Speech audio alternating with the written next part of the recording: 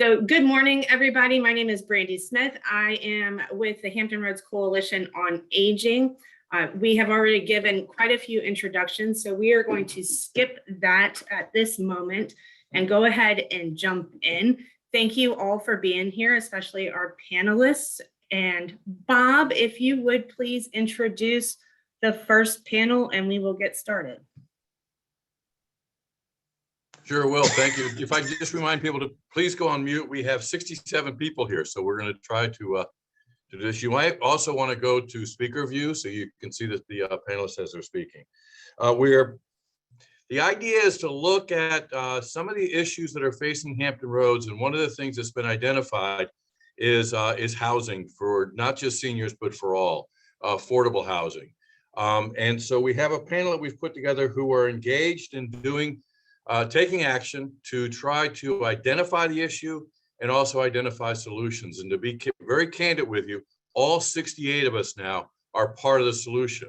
So I'm going to challenge you to listen to their brief presentations, recognizing that it is just the tip of the iceberg on what's going on in this region, to look at their presentations and see where you can join the bandwagon and make a difference in our community.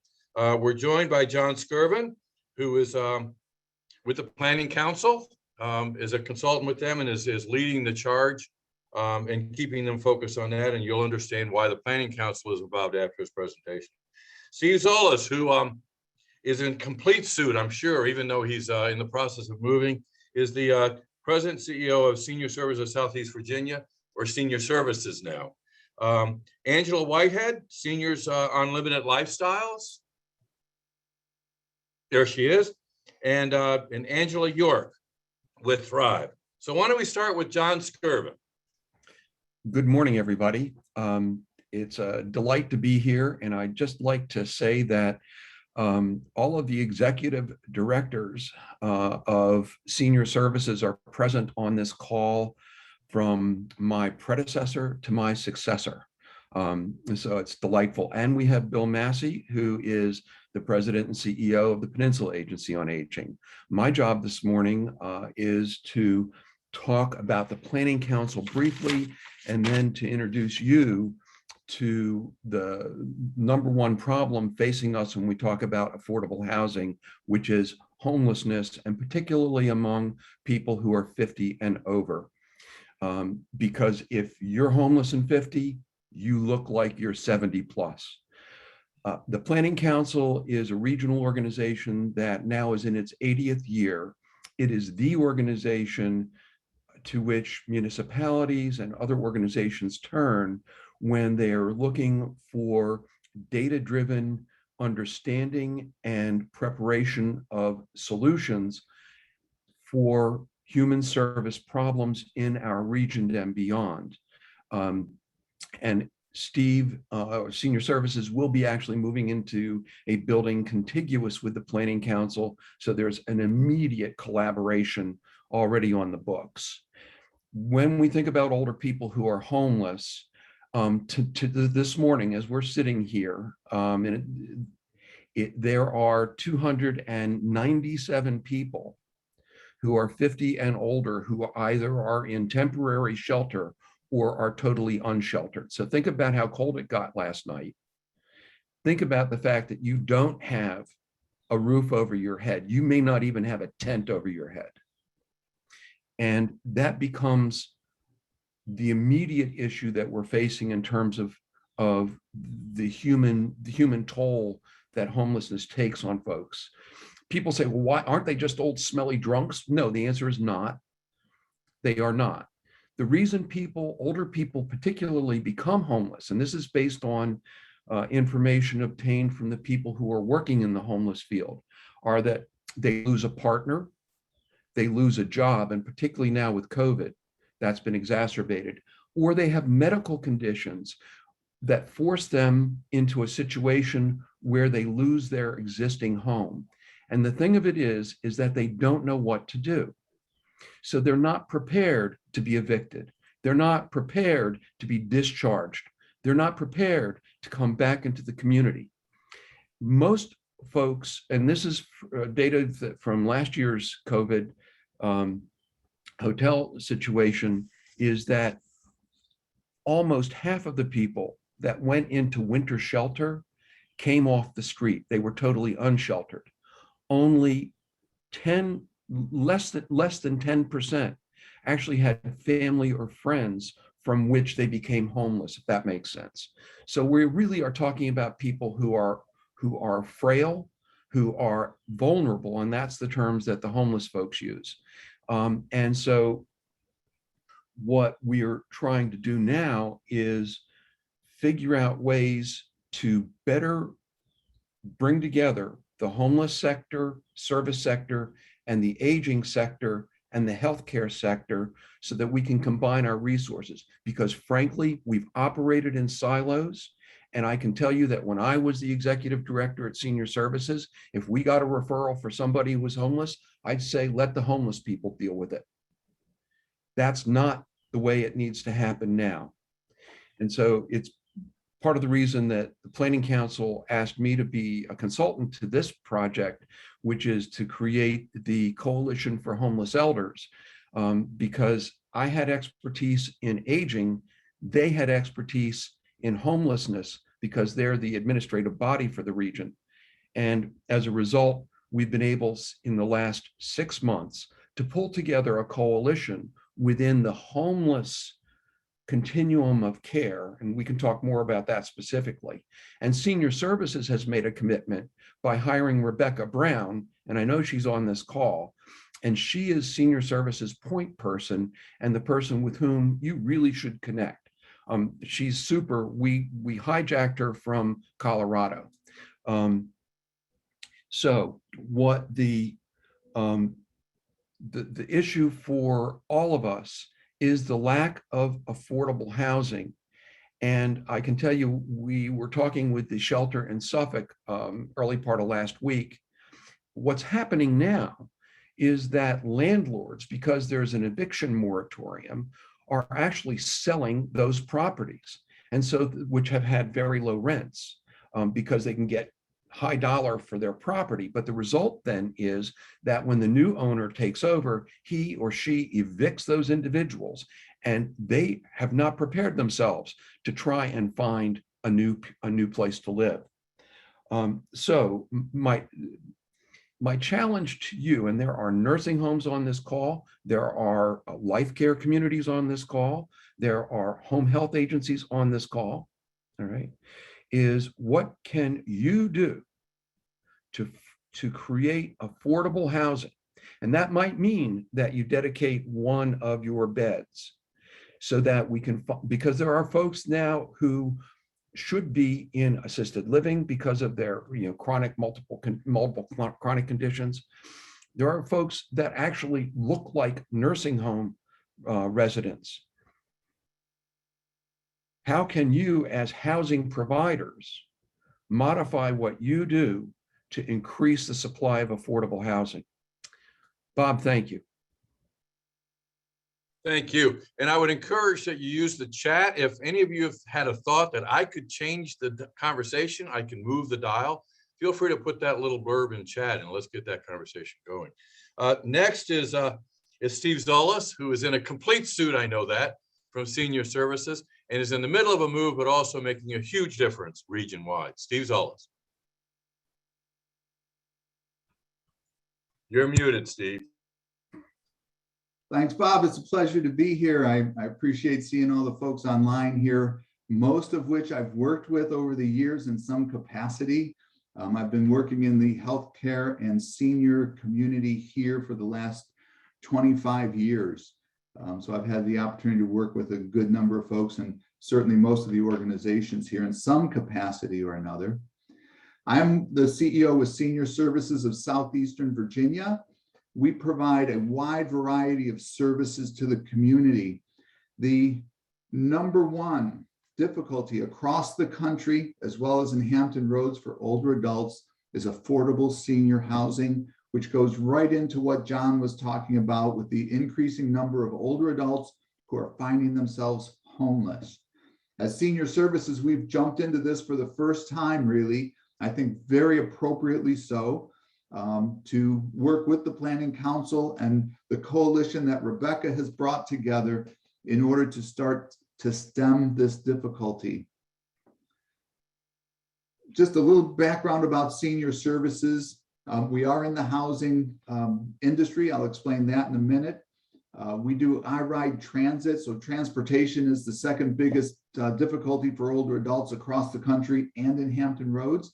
So we have a fleet of vehicles that serve the community everywhere from Norfolk, Virginia Beach, and Chesapeake to Western Tidewater of Portsmouth, Suffolk, Isle of Wight, Southampton, and the city of Franklin. So we have a 2,000 square mile service area that we work in. We also provide wellness programming, chronic disease self-management programs, matter of balance, a wide variety of those programs, as well as we're the primary provider of Meals on Wheels in the area. But we not only provide Meals on Wheels, we also provide family style meals in senior centers where we encourage older adults to come together to share a meal, to make friends, to continue to socialize. With COVID, we recognized how important keeping older adults in particular out of the tendency to become socially isolated. So we're doing everything that we can, including sending activity kits to the home to keep older adults engaged. And we're calling them, we just call them well checks. Hey, how you doing? Have a friend on the line. Do you need anything? That type of information. We also do Medicare counseling. We have in-home services, a homemaker program, personal care, senior companions to team up with older adults. And I want to tell you a little bit about Hayden Village Center. It's our first venture into affordable senior housing. We did a historic renovation of the Della Hayden High School in Franklin, Virginia. And this was a dilapidated building. John Skirvin really had a vision for what this could be, how it could positively affect the community, and started this process in motion. And I've had the privilege of stepping in and seeing it to completion. It now houses 28 older adults. We have 28 senior apartments, affordable senior apartments, and they are 100% occupied. When COVID went down a little bit last year, the housing filled up immediately. And I wanted to bring that up to let you know how pointed the senior housing difficulty is here in Hampton Roads. For a facility to fill up that quickly in the matter of 4 months just shows the demand that's out there for older adults to be able to stay off the streets, to have a nice place to live with dignity and respect. And that's what we've done with Della Hayden High School, now called Hayden Village Center. It also houses a food pantry. The Bon Secours Health System has a health clinic there. Our transportation is hubbed out of that location, so people can get from the community to the community center or from their residence out into the neighborhoods as well and do their shopping and things like that. So it's a very innovative, very creative solution, or at least part of a solution to the housing difficulty in that area. Now, more broadly, I wanted to talk just a little bit about change. And I think as organizations in this community, we need to recognize, as most of us probably already have, things are changing rapidly. I noticed the Chesapeake Regional Medical Center's new slogan is "Innovative for Life." And I think it's very appropriate. It speaks to a number of things. They need to be innovative in order to stay alive as an organization. They need to be innovative in order to keep up with the changes in their service to their clients, to their patients. And they need to be innovative on an ongoing basis. For a health system to take that kind of slogan instead of a health-focused slogan speaks volumes to what's going on in our community. We've seen the population change as never before, where the older adult population is surpassing the 18 and under population. We've seen technology changing dramatically And it's only going to get faster. Technology is moving faster and faster every minute. We've seen changes in how we live, especially based on COVID. When a pandemic hits, wow, how we change the way we live, the way we socialize, the way we work. And we've seen changes to the workforce as we struggle to find people to fill positions.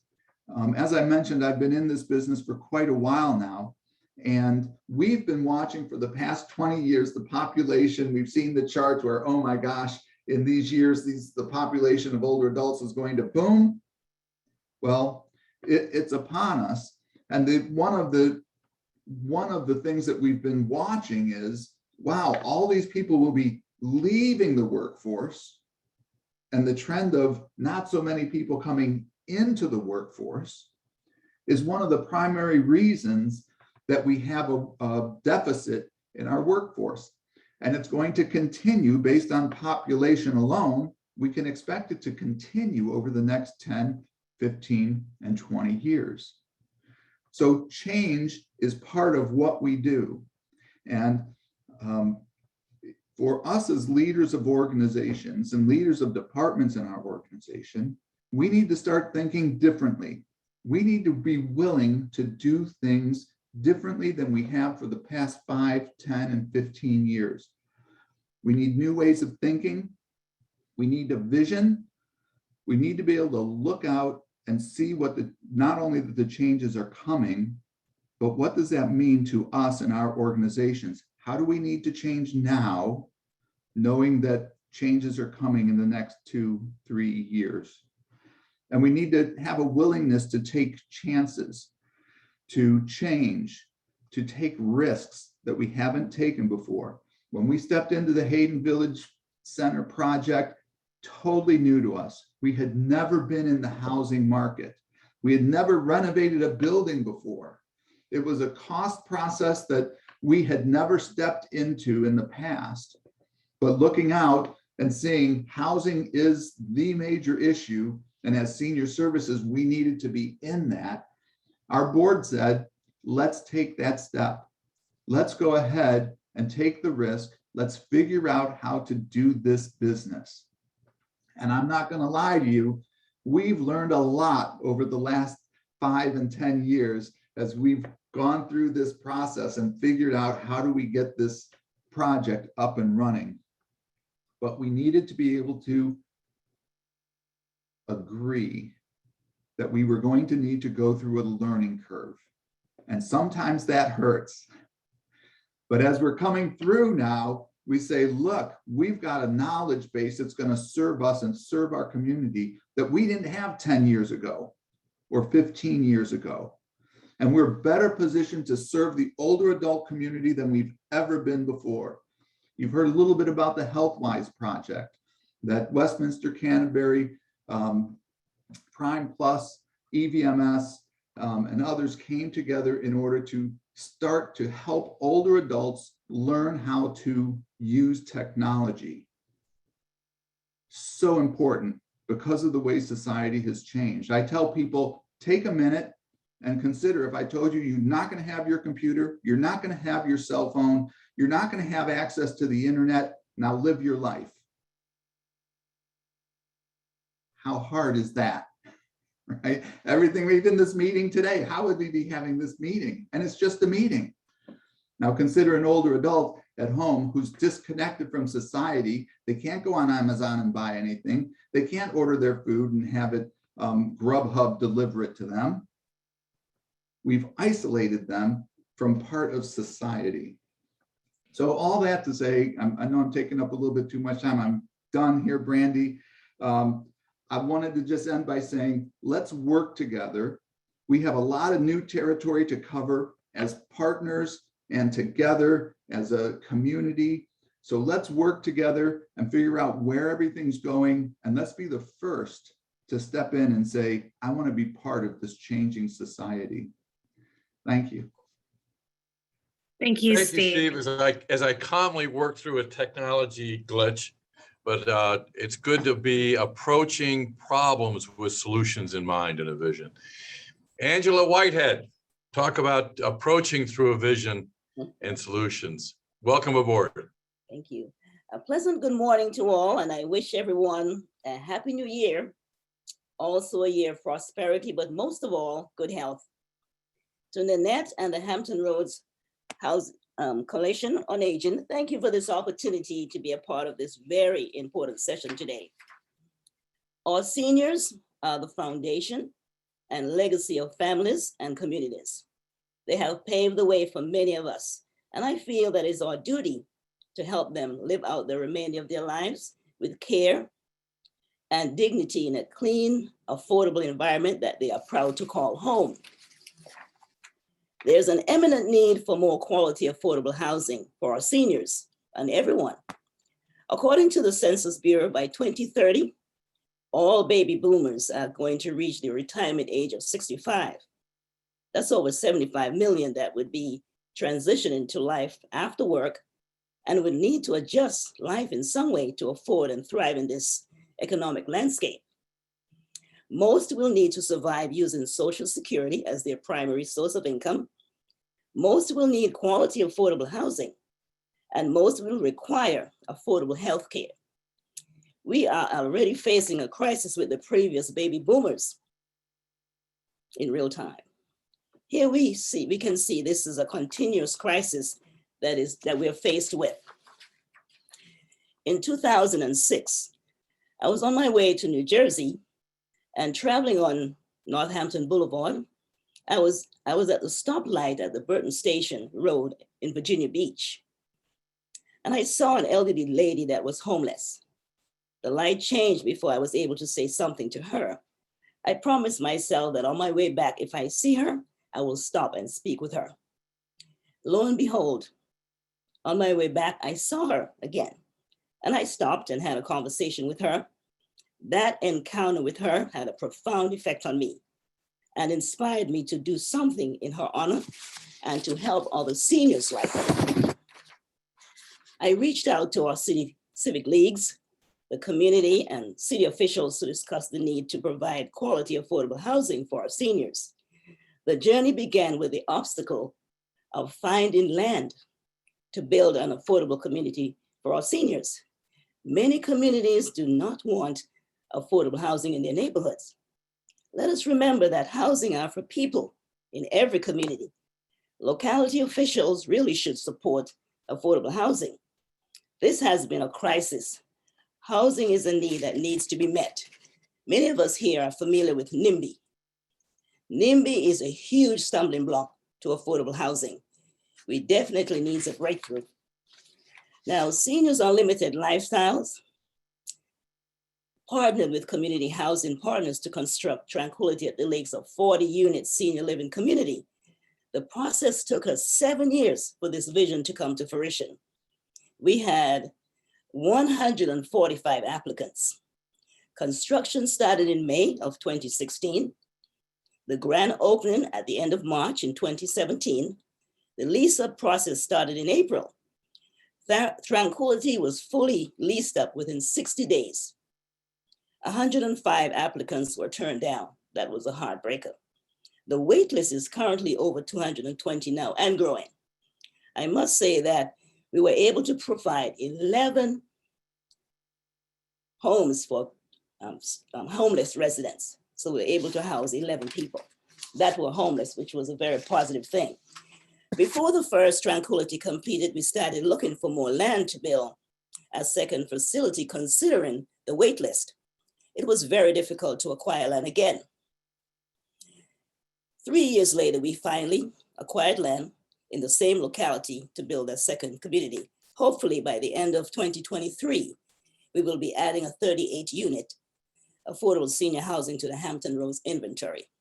With the help of city officials, constituency representatives, civic leagues, churches, and residents, let us do our best to diminish this crisis of the lack of affordable housing. Let us remember, everyone needs a place to call home. Thank you. Thank you, Angela. And again, that vision of knowing that you can make a difference and to become engaged with somebody who might be on the median strip, but making a community difference. And in today's world of kind of COVID and that good excuse of saying that, sorry, we can't do because, it's good to introduce somebody who actually has an organization called Thrive, because that's what this is really all about, is how do we thrive toward making Hampton Roads a better place to live for all. So Angela York, how's that for an introduction? Sounds good. Thank you, Bob. Good morning, everyone. I don't think I know many of you, so it's an honor to be here and to be introduced to so many people who care deeply about our seniors in the community. When I was asked to be on the panel, I did share that I'm not a seniors expert, and I'm not going to pretend to be, but what I do know about is the housing crisis, what's happening with our renters, and how we can help people who are facing eviction.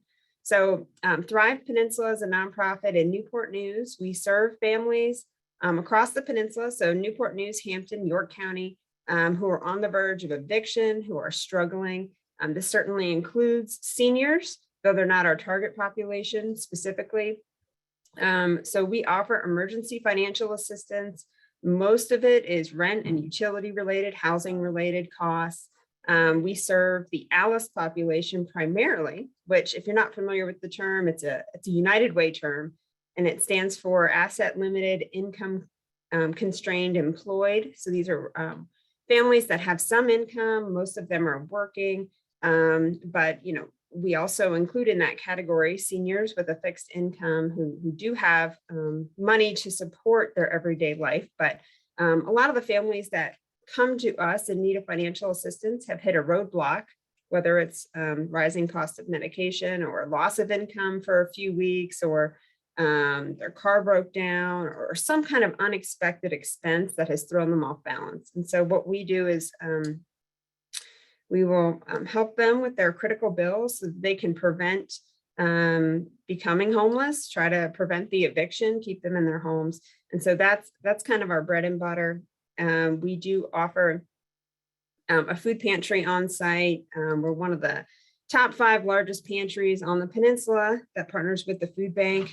And we offer home delivery, which is in, as you can imagine, pretty high demand. We do offer that to seniors who struggle with transportation. And we do families who might have COVID or who are quarantining or have some other transportation issues. I know a lot of people on this call are from South Side. We do only deliver to Newport News, Hampton, and York County residents. We're currently running a program called the Virginia Eviction Reduction Program. And that program, we do have one of the risk factors that someone might qualify for it is if you're 65 or older.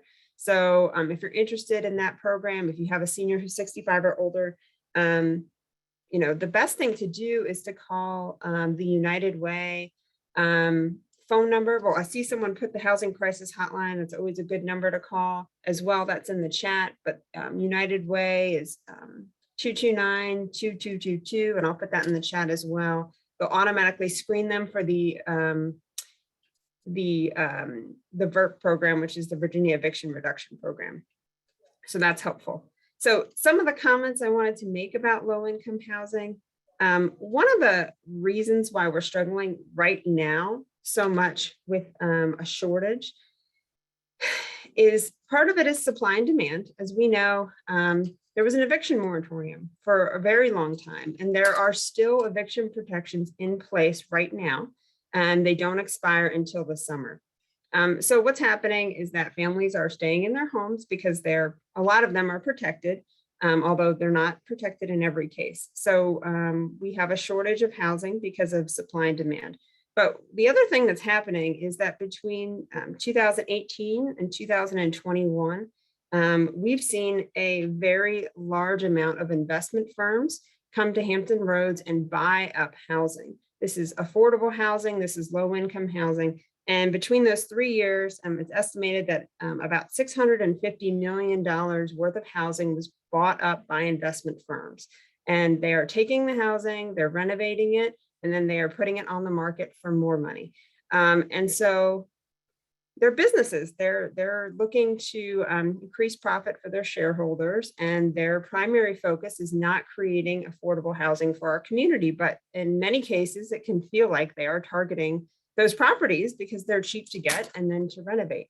And so it's really been had a substantial impact on the number of low-income housing units that are available. And this is not unique to Hampton Roads. This is happening across the country. I just happened to get that statistic from the Urban Renewal Center in Norfolk that has been really looking into this, but it's just exacerbating a problem that already existed because we had a shortage of low-income housing before COVID and before 2018, but now it's getting worse.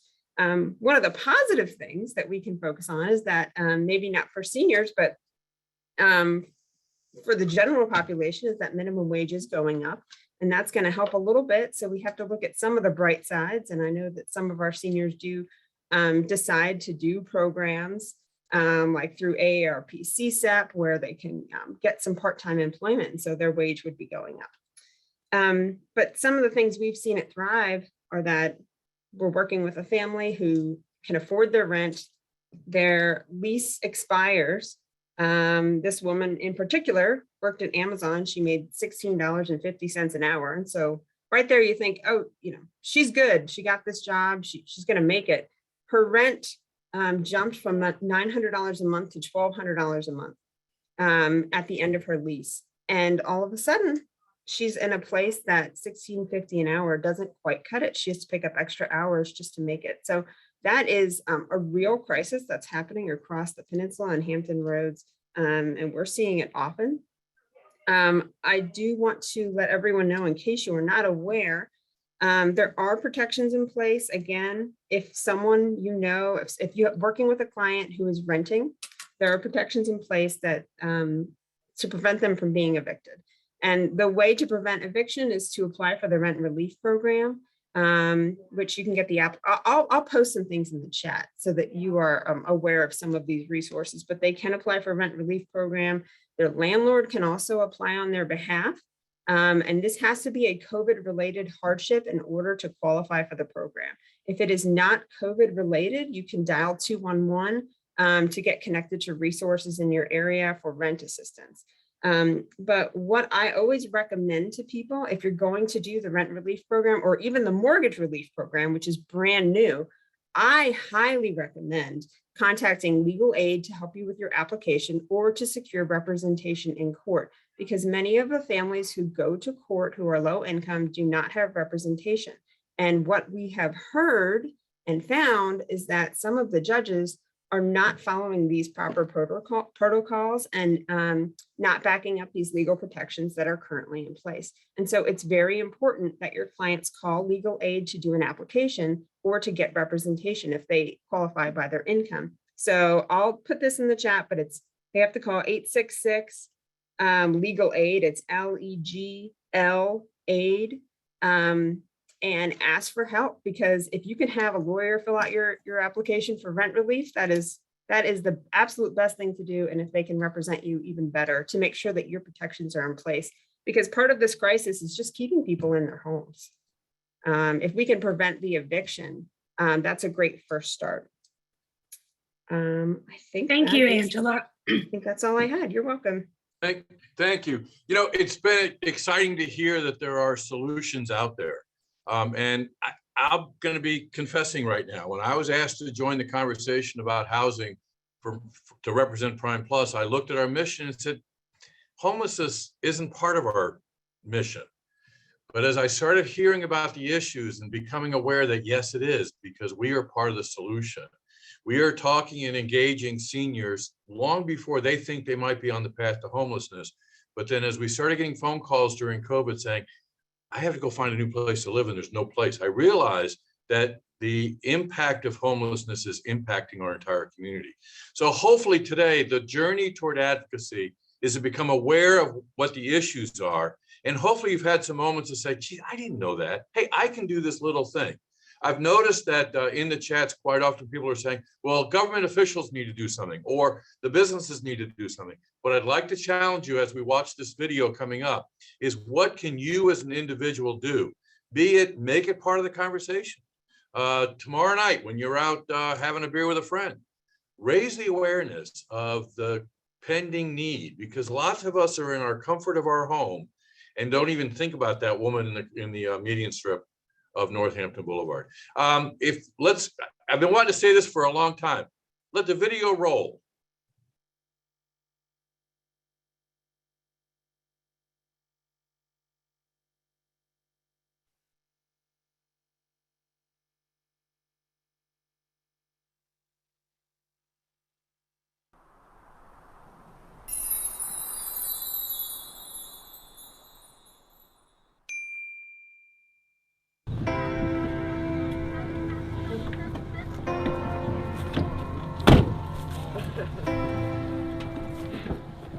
We're here today from the Building Trades 2 class from Windsor High School to give a home rehab needs assessment to see what this house needs and doesn't, like what's higher on our priorities and whatnot to help out an elderly lady here in town. Good morning. How are you? This is Miss Hobbs. Hey, nice to meet everybody. Good morning to you. My name is Catherine Hobbs, and I'm 72 years old, retired. I'm just so looking forward. I was trying to figure out a way to get some things done, and I couldn't afford it right now. It's nice to have you all. And it's just a wonderful blessing. I'm excited to see what you're gonna do. We're just like going around the house, looking at what needs to be fixed and what needs to be rebuilt and stuff. Like this porch right here, like the steps, we definitely have to fix that because we wouldn't want her to fall or anything. This house really needs a lot of work. We're gonna get it done. It's not in the worst condition, but it needs a lot of touch-up work. It needs a little love. Needs a little love. So one day you guys might be master builders. That would be wonderful. Well, we've been working on that tiny house as a project, so we've learned how to paint and whatnot, and we've been working a lot with like the skill saw and whatnot, and hopefully we can get that replaced and help out. Yeah, and definitely if there's anything that electrical that needs to be replaced, we can do that. They are eager to learn, and they ask good questions about what I want done, so they're not just thinking they're gonna come in and just do whatever. They are asking me what I want, and I like that. I think it's important because it's not also helping us, it's also helping somebody else that actually needs the help. So it's like we're receiving skills while also helping somebody else. And also she don't have to pay for nothing, and that's a really good thing that we're doing right here. So basically we're giving back and helping. Hopefully we get started on this project really soon. I can't wait.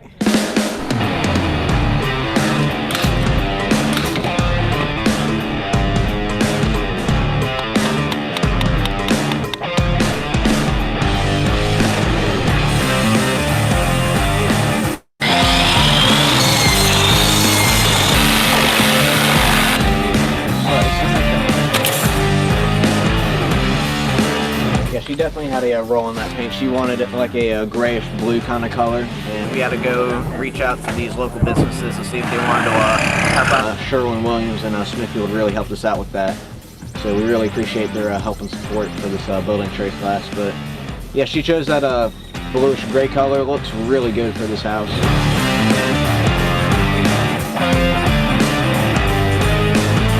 I've enjoyed watching them work.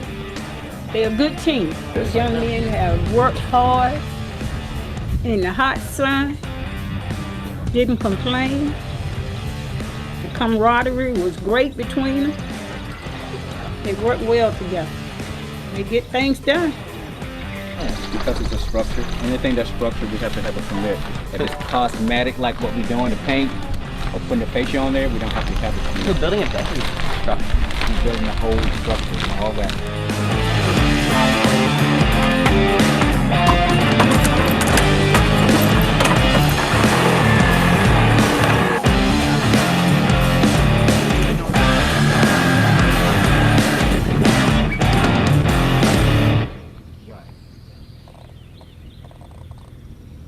I make sure I'm up every morning, say good morning, and make sure I say goodbye before I leave. I'm fixing them some brownies right now. The other day I made them a pound cake and a 3-layer coconut cake. So I'll be making something else. One of my little fellows is allergic to eggs, so I'm making him some Jell-O and then put some fruit in, so he'll have something too. We speak to her every day. We let her know when we here and when we leave. Yeah, it feels good, you know, just helping somebody out. Yeah. As you can tell, it's a big difference. Like you can see, look like a whole different house. They help me every way they can, right, Austin? Yeah. That's right. Austin jumped right in and said, "Miss Hobbs, you don't need to do that. We got it." You did.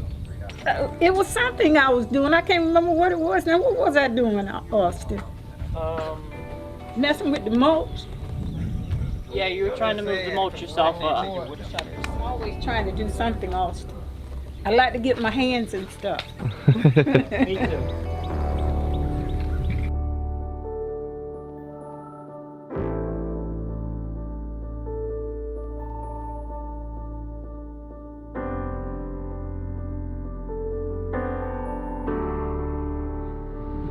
I feel really proud of ourselves for getting all of this done. Like, at first, I didn't really think that all of this would have been possible, but thanks to everyone who made it possible, we really appreciate it. Yeah. Oh yeah. And thank you for allowing us to do this, Ms. Hobbs. You're certainly welcome. I'm glad I was able to give you that hands-on experience. It feels fantastic. I told Jeff yesterday, I feel like a queen. Yeah. Yes.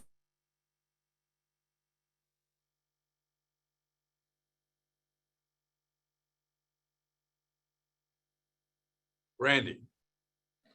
Yes, so thank you for bearing with me as I move through that technology glitch. But so why did we share that video? And that video touches me every time I see it because it takes a community. It's not what we do in this group. It's not what we do as individuals. It's not the nonprofits that are sitting on these panels today. It takes involving everybody. And that's how we can create the biggest impact on this problem. We all have to be talking the same things. We have to bring it up to every corporation that we talk to. What are you doing to help this crisis? Can you donate to Compassion Advocacy Network or Thrive or any of these projects? These are high school students that reached out to businesses to get the supplies they needed. So if they can do it, us with all the connections that we have, and these 70 people today should be able to make a very high impact. So Bob, if you would please introduce the next panel. Yeah, and I'm going to put a challenge on this panel because they got about 3 hours worth of material that they're going to want to talk about. And that's just Reverend Stanley. So we have 15 more minutes left. So please remember, this is the tip of the iceberg, but remember that video. Edith White, Hampton Roads Community Action Program, will be talking with us, as well as Barbara Wiggins, CEO and founder of Provincial Credit Care Management, Inc., and Reverend Stanley from Compassion Advocacy Network. These are 3 people out there who are out there making a difference. So let's take some messages from them. Edith White, you got the floor or the box.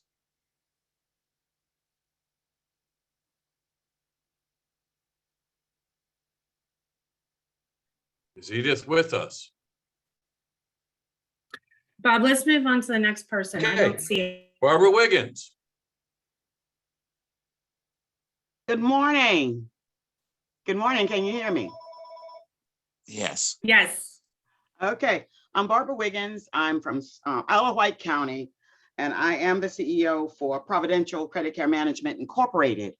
That video that you just viewed was part of what happens in our rural community. I was at meetings with the county in 2019, sitting with the county administrator, Dr. Thornton. And I was complaining about senior housing to everyone. And complaining in the first meeting, everybody heard me, but the second meeting, I ended up sitting beside Dr. Thornton. And we were talking about students and the work that they're trying to teach the children in the school system. And so as we sat there together, I said, sir, I says, why don't we see if the builder's trade can help some of our seniors with their homes. And he looked at me and he got so excited. I got excited. And so we started communicating. When we started communicating, he asked me to make a list of the seniors who needed help in their homes, housing rehabs and what have you. And Mrs. Hobbs just happened to be on my list of seniors to try to help her fix up her home. I took Dr. Thornton and some of the school administration out to Mrs. Hobbs's house, introduced them. And so that video was made based on how I perceived helping some seniors rehab their home. And so I'm in the rural community. We don't have a whole heck of a lot. But what I've found is that we have seniors who actually needed their homes replaced. And so from one way or another, home funds, the community as a whole, USDA, different people who have rode through and seen dilapidated senior houses have stopped through and even put roofs on senior homes whose homes were crushing. And so being a member of a community, a rural community, it is very difficult to find the resources to help seniors with their homes. I have used places like USDA Rural Development. I have used, say, the school board, and I intend to use more with the school system because the children really need that training. But I've also encountered a roadblock. The roadblock has to do with seniors without indoor plumbing. And when I say indoor plumbing, seniors who do not have bathrooms in their homes, okay? They do not have indoor plumbing. I encountered a man whose mother gave him a little old house. It never had a bathroom in it. And so I asked him, I said, sir, what are you using? He said, and he chuckled. He said, Miss Wiggins, I'm using an old toilet. Well, I can relate to that because I grew up that way in North Carolina. There's another lady, and he's on disability. He's disabled. The way he does laundry is he has a spigot behind his house, and he connects a hose to it, and he runs water in this washing machine in his house, and that's how he gets some of his laundry done. I also have a lady who's in a third generation house. She's a senior citizen who's disabled, and she pays $174 a month for a porta-john on the side of her house. Of her, when I first met her, of her $961 a month, she pays $174 because she does not have a bathroom and never had a bathroom in her house. Okay, so I'm working with not only those two people, the gentleman was saving up his money to try to get a bathroom in his home, but when Social Security interviewed him about his income, they found that he had about $800 more in his bank account than he should have. So 3 years ago, they shut off his Social Security. They shut it off. And so that money that he was saving up was to get that bathroom put in his house and some more running water. He was gonna try to do it himself. And so what the rural community is tussling with is that we are a rural community. We don't have a lot of amenities. And since I've been here, it's been 22 years, I have been able to help a lot of people by trial and error.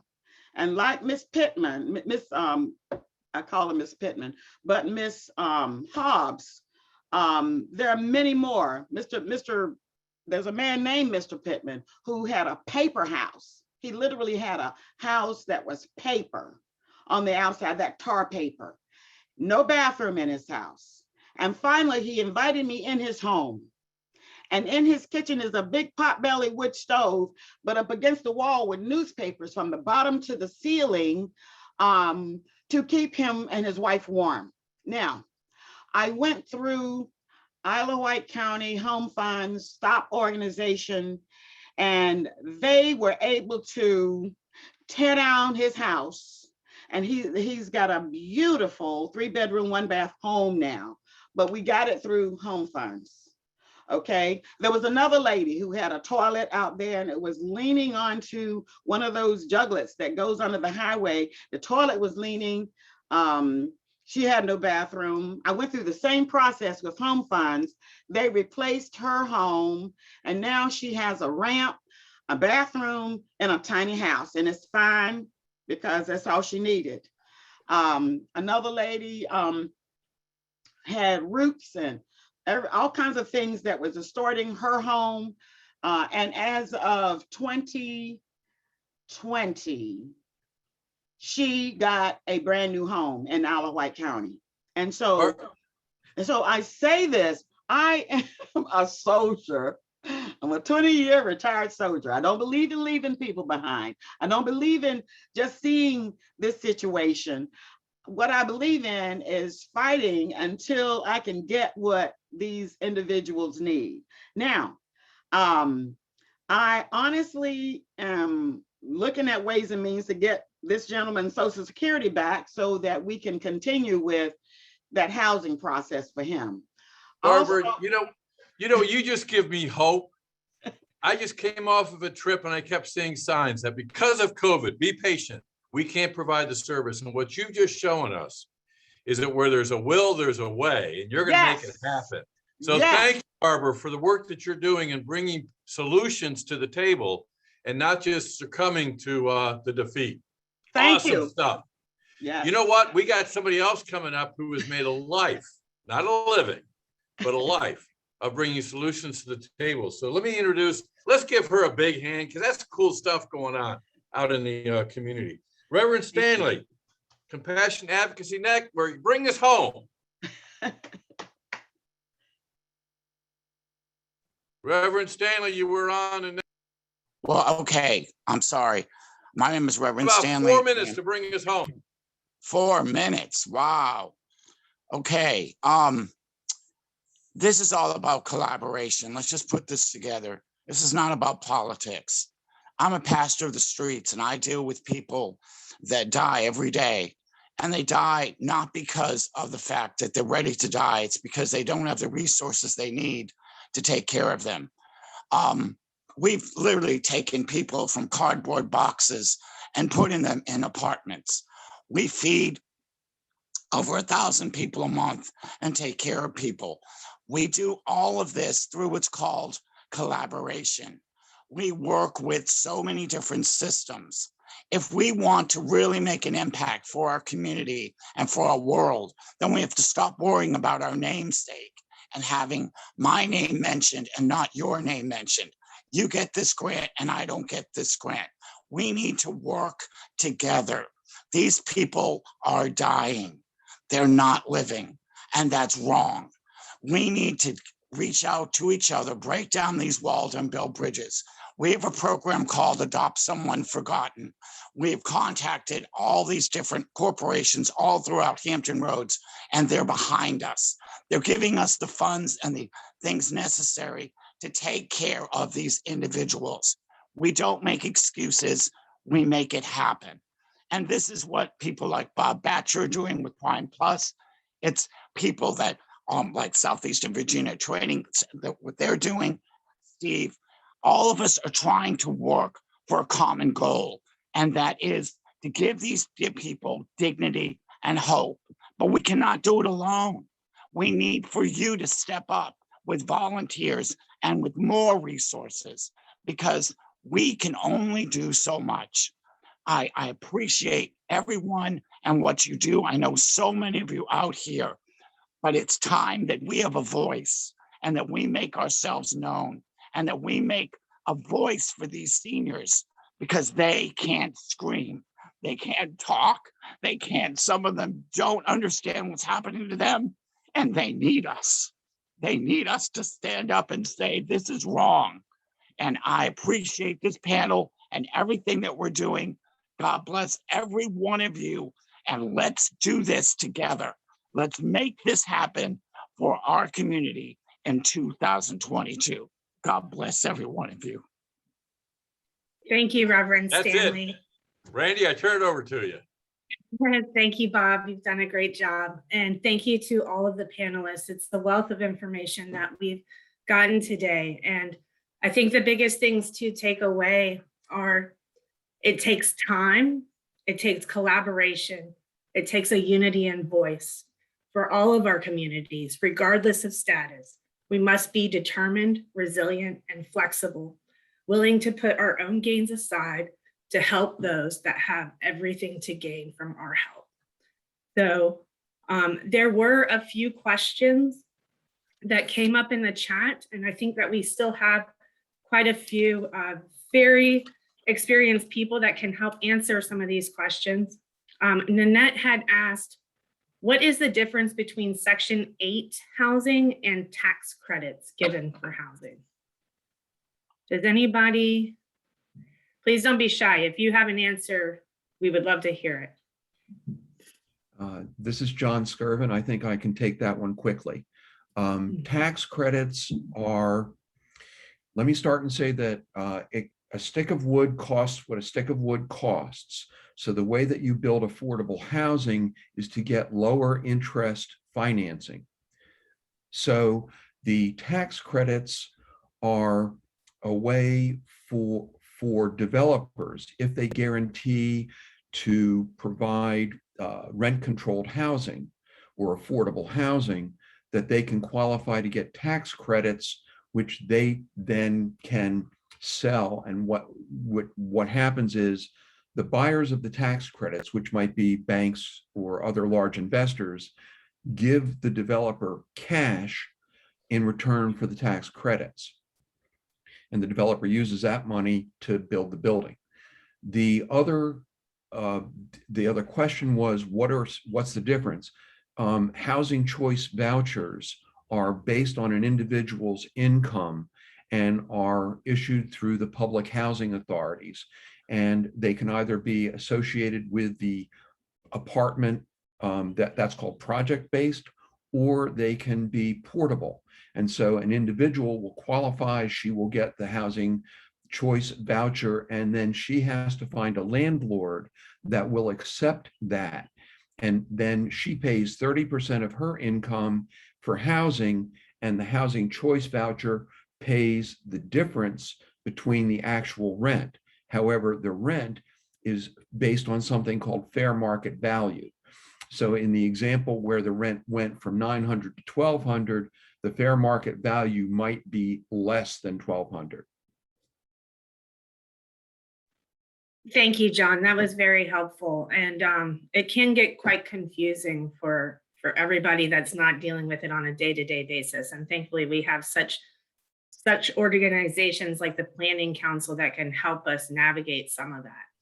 Another question on Nanette posed was, why does it take so long to build affordable housing? I think that there's a lot of possibilities for that, but go ahead, John. I would just say, let's take that one offline. But the bottom line is it does take at least 2 years from the time a developer identifies a property. Then you've got to get site control, but you also have to make sure that the zoning works, because the cities will require, you've got wetlands issues in this area. Then you've got to get the financing for it, which means that you've got to be bankable as an organization to build it, et cetera. It's very complicated to build affordable housing. And the other thing is, whereas you can buy a house yourself with one lender, you go to the bank and you get a mortgage, typically affordable housing takes at least 4 different sources of funds to actually come up with enough money to build it out of the ground. I would also add, affordable housing doesn't have to be new builds. We can partner with folks who have current structures, current facilities, in order to utilize those for affordable housing as well. So we don't have to take a look and say, hey, before we can do anything, it's going to be 3 and 5 years out. We can start now. We can partner. We can find people that would work with us. Good points. I have realtors, just so you know, I'm working with realtors right now. They have properties that they are talking about. We're working with them to see whether or not they will turn some of their stuff over to these type of things, these group homes, where we can put some of these elderly in there, have relationships with them, as well as investors. So Steve is right. You can make this happen, but it takes a relationship. And you have to, it's a lot of work. And I'm just praying that we can get this done, but we're in the process of trying to do something. Thank you. And I'll plug in quickly what I sit for the Norfolk Mayor's Commission on Aging, and our meeting this month was on homelessness and affordable housing as well. And Norfolk has taken several debunked motels and hotels and turned them into housing for seniors. So there is a way to take some of this dilapidated property that we see in all of our cities and turn it into a useful means. So thank you all for that insight. And there are people that are working on these solutions. They need help. They need more voices. They need more hands, and they need more resources. And so there was one final question that I believe Valerie Tucker had posed. And if Mr. Massey is still on the call, I'm going to direct it to him because he's always been our champion for advocacy. What can we do to help our government officials understand the seriousness of this need?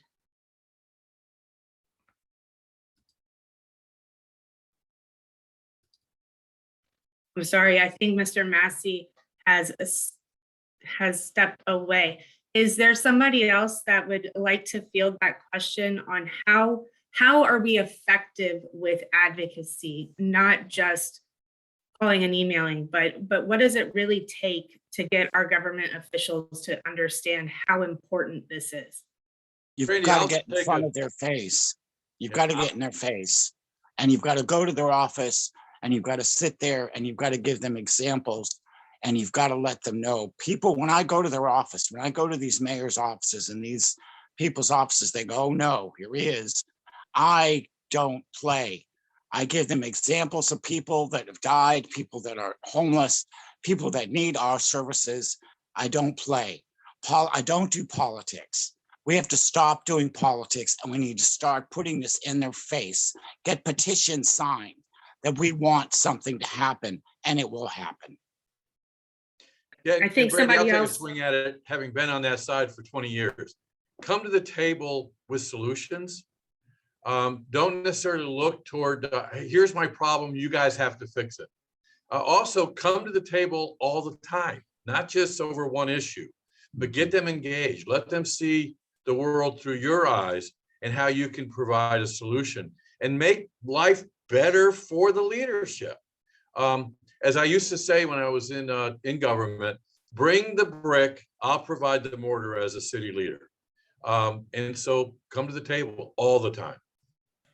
If I could, I'd add one more thing. I think it's a real opportunity for this organization to help in particular with the housing situation, to be able to say, if we have one voice and it can be individually spoken or spoken as a group, but we have a common message, and it's not just Pastor Stanley in someone's office, it's me in someone's office and Pastor Stanley and Valerie, and each of us coming with the message, and then the group as represented as the group coming with the same message.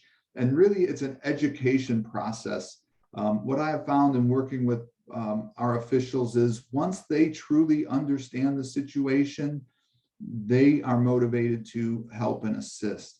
It takes a little bit of time, but I think for this organization, it would be fabulous to have a standard message that we can roll off of and educate.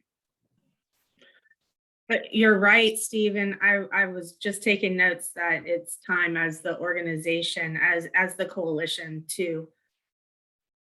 to create that voice and that message and to communicate it as an organization of representing multiple individuals in the communities. There was another question. What motivation does a for-profit business have to carve out free beds or to help solve this problem? Why wouldn't they be motivated to help their communities? If they support their communities, the community is going to be much more likely to support their business. And so it's thinking outside of the box. It's realizing that they can make the same amount of profit margin if they were to give up a bed or two. It's advocating for higher Medicaid reimbursement rates so that there are more Medicaid funded beds available in our areas. It's having the conversations and not being afraid to approach. If somebody says no, that's okay. Maybe the next person does too. And maybe we have to go to 5 or 10 different people, but eventually someone's going to say yes. And if one business says yes, you'd be surprised how many assisted livings and SNFs and other organizations will be willing to say yes as well. There was, Kate has her hand up. So Kate Powell, who is with Tidewater Arts Organization, would you please ask your question? Yeah, thank you. It was actually a question spurred from the last question. So sorry for going backwards a little bit, but has this group considered like any kind of virtual advocacy or lobbying? Because I'm on the board of the Association of Fundraising Professionals, and we had COVID births some innovation. And last year we had a very successful, what we call virtual lobby week, where we spent, it was actually a couple weeks, but where we got meetings, virtual meetings with representatives or their staff. And it was just, we got into like little pods with each of those meetings and just kind of presented like, here's the top, 3 issues for fundraisers right now. And it came from AFP Global. So we kind of had like, good materials, but we've covered several topics. I mean, housing is obviously the big one. Social isolation is another one. It worked out really well. I think because we were able to do it virtually, it was very easy to get that meeting, right? You can sit down, we can all be in a computer, and just explain like these are the issues right now. There was a big Supreme Court decision about 990s last year that we made sure to make a big deal about, like, hey, you need to be aware that this was a thing. It was like a huge breach of donor privacy, and anyway, et cetera and sundry. I feel like this group is like naturally positioned to be able to put together, meetings like that where, you can sit down with Bobby Scott or his staff and say like, hey, and what I would say is that it really needs to be like your greatest hits. Pick 2, maybe 3 items. Don't go in with like, the 14, deep grocery list, or they're just gonna be like, overwhelmed. But I think that the virtual advocacy is definitely worth exploring. It seems to make it that much smoother to actually be able to sit down and have a meeting. Face-to-face is great, but I think, just being able to say, hey, we're doing, this is our week of advocacy, and we were hoping that we could sit down with a staff member or with the representative himself, if he's available, and just explain these top 2 really pressing issues right now. I'll stop talking. Thank you, Kate. And it is something we have considered in the past. Unfortunately, the Hampton Roads Coalition on Aging, I shouldn't say unfortunately, but we are all volunteers and we're all already involved in several other things. And so, Kate, I would love to meet with you offline so that we can discuss it, because since you have some experience setting something like that up, I think that I would benefit from some of that guidance so that we could create it. Last year, we did do the legislative update, which was the secondary meeting that we had never done. Well, we hadn't done in some very long time. About a decade ago, we were doing legislative breakfasts, but we did have Bobby Scott come and talk. And so we do have a relationship with Bobby Scott already. He's a champion for seniors, as many of us know in the region. But he's only one voice. And so we need to be talking to, and not just our state officials, but our city councils and I mean, our school boards, like Barbara Wiggins said, getting the entire community, the churches. There's so many ties that we have to these communities that have a valuable motivation to get involved, and maybe they just don't realize it, but it's our jobs to make that clear. So we are at 10:10, and I'm going to go ahead and stop the recording.